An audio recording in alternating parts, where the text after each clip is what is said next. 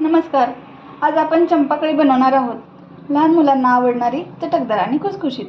त्यासाठी जे पीठ मळून घेतलेले आहे त्याचा व्हिडिओ काही कारणाने शूट करता न आल्यामुळे मी त्याचे साहित्य आणि कृती तुम्हाला सांगते.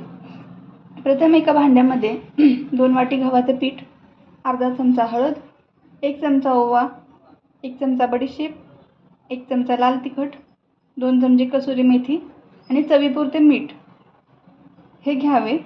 मीठ टाकल्यानंतर सर्व जिन्नस पिठात चांगले मिसळून घ्या.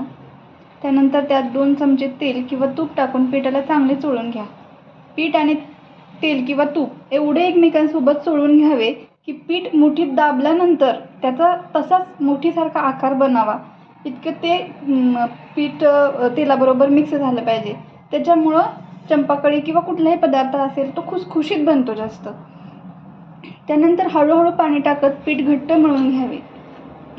त्यात लिंबा एवढा गोळा घेऊन अगदी पातळ अशी पुरी लाटून घ्यावी. आता मी इथे 3 पुऱ्या लाटून घेतलेल्या आहेत.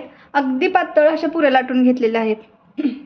आता त्यावर साईडनं सगळ्या साईडनं थोडीशी जागा सोडून आपण असे काप मारून घेऊया.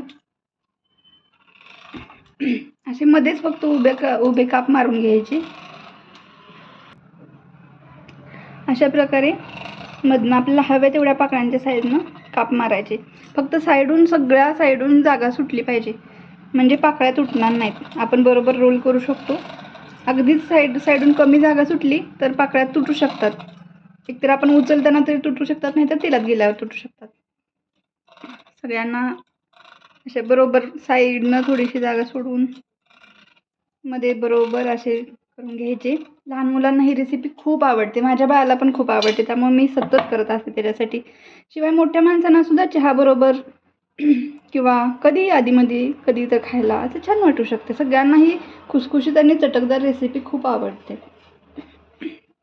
अशा प्रकारे आपण ह्या पाकळ्या थोड्या थोड्या सुट्ट्या करून घेत आहोत.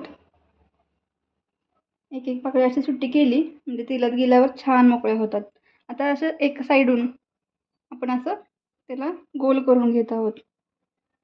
मधनं अजिबात हात नाही लावायचा, फक्त साईडनं त्याला रोल करून घ्यायचं, म्हणजे मधल्या पाकळ्या पूर्ण सुट्ट्या राहतात, एकही पाकळी चिटकत नाही. तेल ह्यासाठी मध्यम तापवायचं आहे. एकदम खूप जास्त पण नाही तापलं पाहिजे. आपण दुसऱ्या तोपर्यंत ही एक चंपाकळी करून झालेली आहे. तोपर्यंत आपण दुसऱ्या पण पाकळ्या सुट्ट्या करून घेऊयाच्या.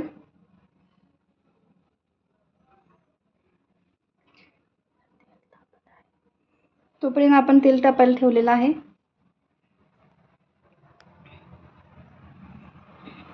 ह्याला पण आपण अशीच फिरवून गोल करून त्याच्या पाकळ्या अशा प्रकारे दुमडून घेत आहोत.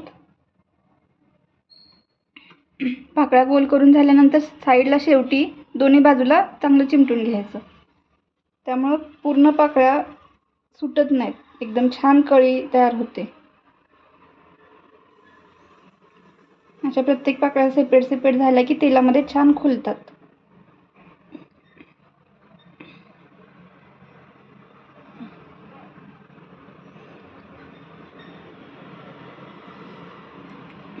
आता आपण बघूया तेल तापलंय का आपलं. अशा प्रकारे आपलं मीडियम तेल तापलेलं आहे. त्याच्यात आता आपण एक एक करून चंपाकळ्या सोडून घेऊयात आपल्या.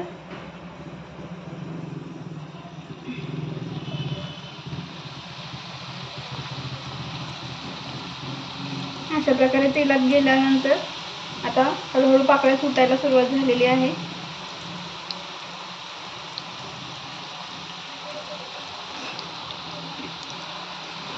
त्यांना थोडंसं एकदा उलटून घेऊ आपण. अशा प्रकारे तुम्ही बघू शकता, खूप चांगल्या प्रकारे ह्या पाकळ्या एकदम सुटलेल्या आहेत. आणि मोहन जेव्हा आपण तूप किंवा तेलाचं मोहन पिठामध्ये मळून घेतो तेव्हा जास्त मळण्याचा हा बेनिफिट असतो की तो पदार्थ खुसखुशीत होतो.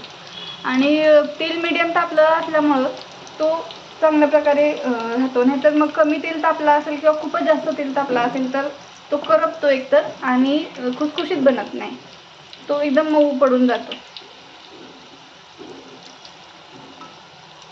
अशा मीडियम तेलावरच थोडंसं आलटीपलटी करत थोडंसं अशा प्रकारे आपण ह्या चंपाकळी काढून घेऊ. तुम्ही बघू शकता चंपाकळी अशा प्रकारे आपल्या खुसखुशीत आणि चटकदार चंपाकळी तयार झालेल्या आहेत. एक मी तुम्हाला हे करून दाखवते. बघा कशा लगेच तुटत आहेत, किती खुसखुशीत झाले तुम्ही बघू शकता. हे बघा किती खुसखुशीत झालेले आहे. लहान मुलांना खूप आवडीचा पदार्थ आहे हा, आणि मैदा नसल्यामुळं आपण कोणीही खाऊ शकतो. लहान मुलांना पण आपण मैदा विरहित, सोडा विरहित काहीतरी चांगलं खायला देऊ शकतो. तुम्हाला ही रेसिपी आवडली असल्यास तुमच्या लहान मुलांना नक्की खायला घाला आणि त्यांची मनं जिंका. तुम्हाला ही रेसिपी आवडली असेल तर लाईक, शेअर आणि सबस्क्राईब करा.